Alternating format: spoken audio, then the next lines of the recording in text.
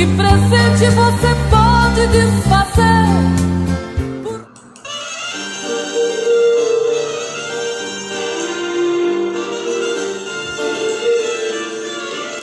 Dói, canção de Roberta Miranda.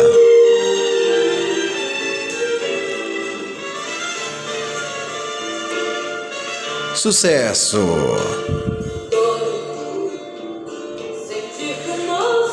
Esta canção Dói também é um grande sucesso de Roberta Miranda, um grande clássico da música sertaneja que despontou aí para os clássicos dos clássicos.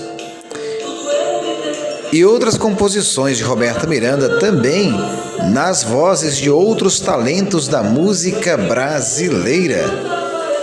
Canções que marcaram épocas, como Meus Pedaços, com Duduca e Dalvan. Tem a canção também Mito, com Christian Ralph.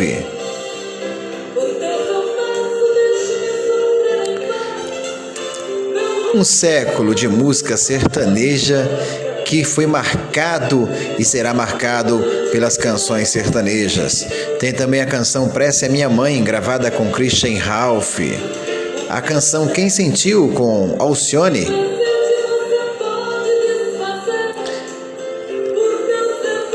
Peninha também gravou a canção São Tantas Coisas.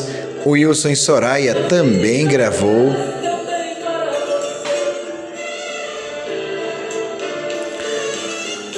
Léo Magalhães também gravou em parceria com Roberta Miranda a canção São Tantas Coisas.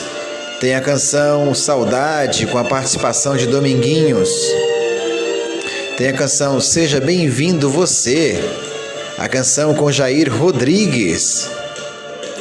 Outra canção, já que foi a canção que fez sucesso, gravada com Chitãozinho e Chororó, Majestade o Sabiá.